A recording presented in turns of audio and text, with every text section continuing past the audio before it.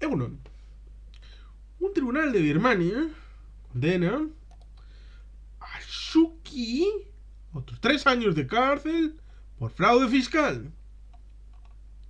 No, hombre, no. Dije fraude fiscal.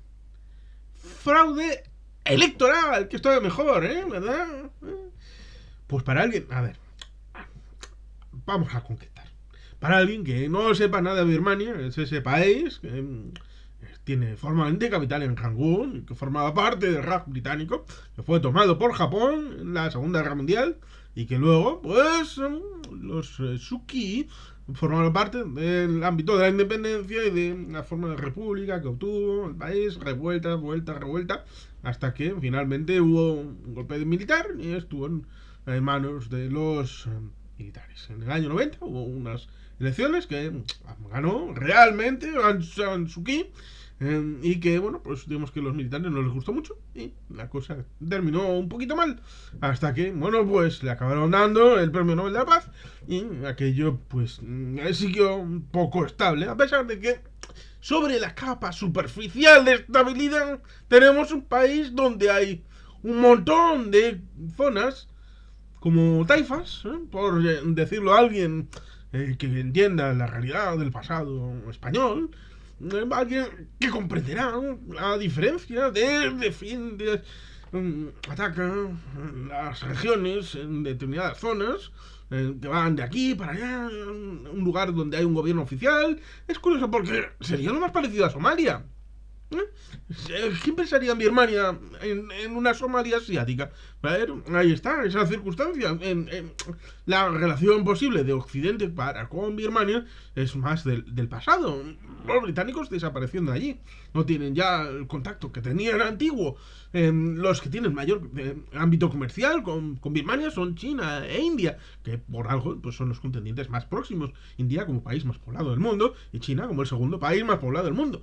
Y ciertamente las islas de Andaman y Nicobar, en la zona del collar de perlas, estos son términos de geoestrategia, de lugar, son importantes. Tener en conocimiento la idea de que los chinos tratan de establecer la ruta de la seda, también por mar, el ámbito de los collares de perlas, la idea de tratar de estrangular a su enemigo, archienemigo, la India, para poder permitirse la posibilidad de comerciar con el mundo sin que nadie les impida, ya sean los Estados Unidos, la India, Japón, o ninguna otra alternativa asiática. Por eso tienen esa idea por el mapa de los 9 puntos del mar de la China meridional, en la idea de tomar el control efectivo de la totalidad del mar del sur de la China meridional.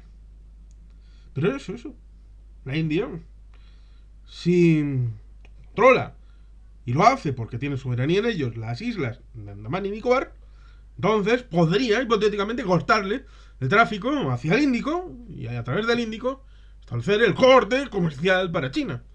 ¿Por qué es importante Birmania?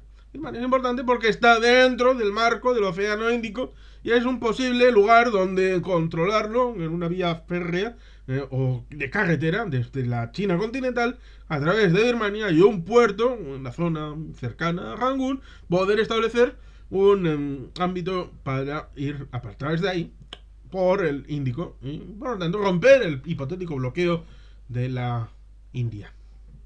Por lo tanto, es un elemento de choque geoestratégico importante entre India y China, además de la propia realidad intrínseca del propio país. Como digo, ahí está el Triángulo de Oro, por el tema de estupefacientes, hay guerrillas, aparte de narcos, hay muchos elementos que están ahí tratando... es curioso porque también está el tema de los Rohingya, musulmanes, en un país budista que ha tenido problemas de interés con el genocidio, por decirlo así, de manera un poco de tapadillo. Casi podríamos hablar de genocidio Rohingya, porque son musulmanes en un país de mayoría budista, pero claro, los budistas son zen, no solamente pueden hacer genocidio los cristianos, no son los únicos que están autorizados. Las demás religiones son religiones de paz y de amor. Frater, venga aquí con el mono naranja. venga aquí a amarnos los unos a los otros. Ni los budistas, no, hombre, no.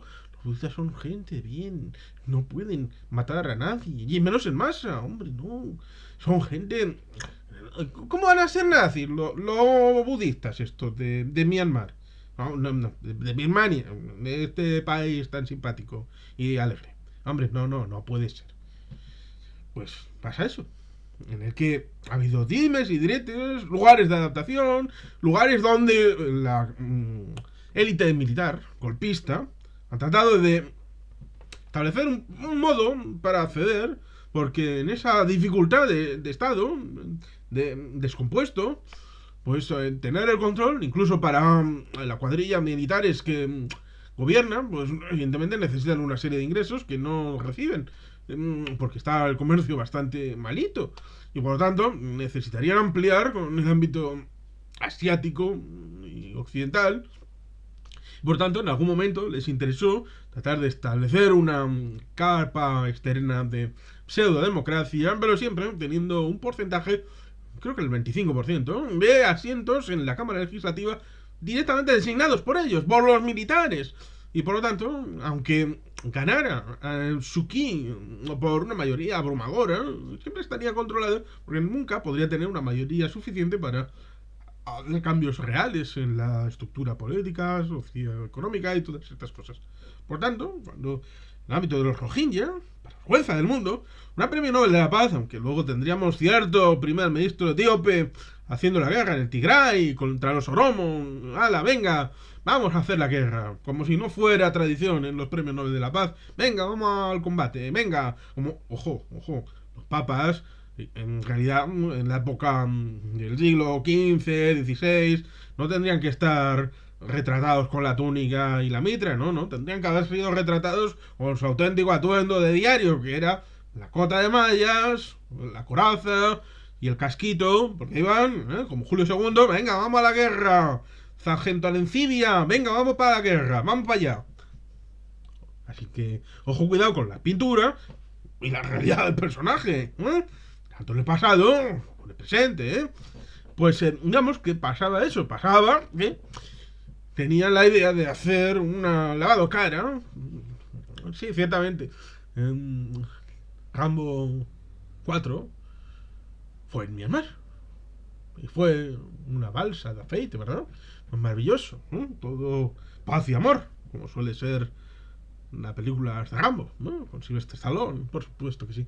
Pues digamos que establecieron esa realidad y le obligaron a San Suu Kyi a atacar y destruir al Rohingya como habían hecho ellos, con lo cual tenía que mancharse las manos de sangre para que si en algún momento iban desde Occidente a por el completo régimen de Myanmar, ella no pudiera decir, ¡ay, yo estoy libre de polvo y paja, yo en eso no me metí, yo estaba haciendo la paz y la democracia aquí en el mundo de Myanmar, yo estaba por otras cosas y yo simplemente dije, me niego, dije que no, pues para que no dijera, yo no he sido, metan en la cárcel a esta gente, llévenselos, y así haga una extradición, llevárselos todos a Estados Unidos o a Japón o a Australia y que les juzguen allí en un tribunal internacional y la paz llegue finalmente al país. Ella lo obligaron y ella se dejó en hacer el genocidio a los Rohingya y tener tanta culpa como todos los demás.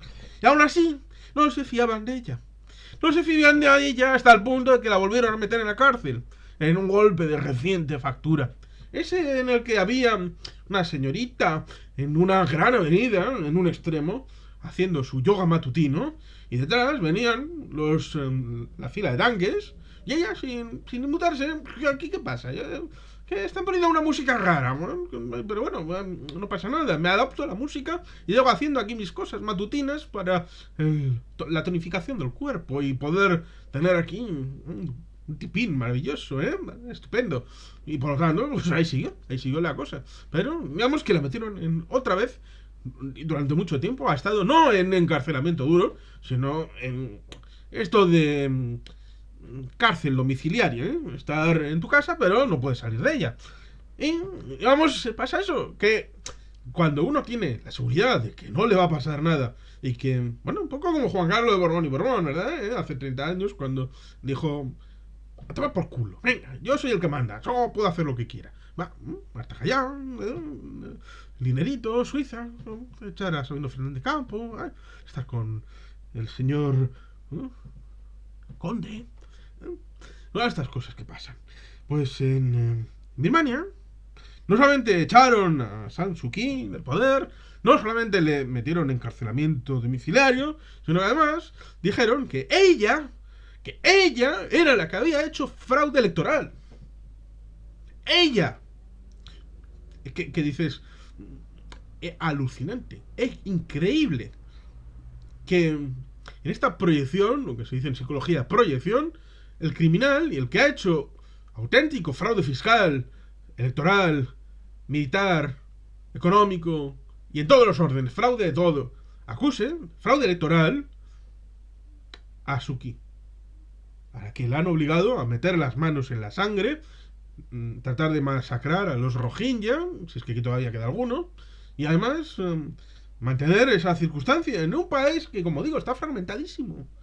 Hay zonas que están controladas por el gobierno, pero otras muchas no. Fronterizas, no fronterizas. Y es precisamente un país interesante por el tema de la Ruta de la Seda, por la lucha geoestratégica, como hemos comentado, entre India y China. Por tanto, es un lugar importante, a su manera, a pesar de estar empobrecido y difícil del acceso a una cierta, siquiera, uniformización de la toma de control, porque claro, es un territorio agreste, como se puede ver en algunas películas, porque como fue Teatro de Operaciones en el ámbito de la Segunda Guerra Mundial, pues hicieron luego, posteriormente, películas, en los años 40 y 50, del Teatro de Operaciones de Birmania. Y por lo tanto se puede ver ciertamente que es un lugar complicado para actuar, incluso también complicado para Rambo, Rambo 4, ahí estuvo la cosa, complicado. Por lo tanto, ¿qué se puede esperar de este país? Aparte de que, en principio, China, India, sean los que más insistentemente puedan participar. Luego estarán las iniciativas regionales, territoriales, donde tal vez Australia, tal vez Japón, tal vez incluso Corea del Sur puedan coparticipar en alguna de las iniciativas. Tal vez es divertido decirlo, que tal vez Rusia ayude a China.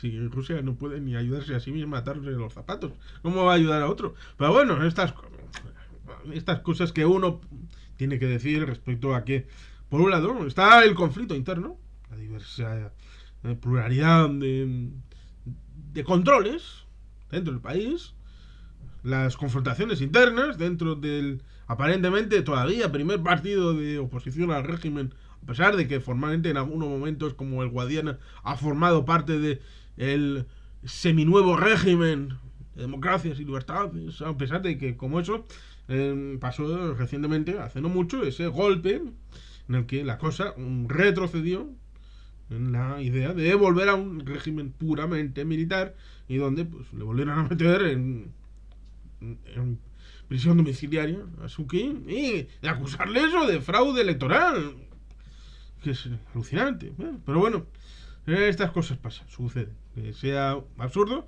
no es cuestión para rechazar su existencia, sino para, tal vez, como diría Nietzsche, para ratificar su existencia de como absurdidad.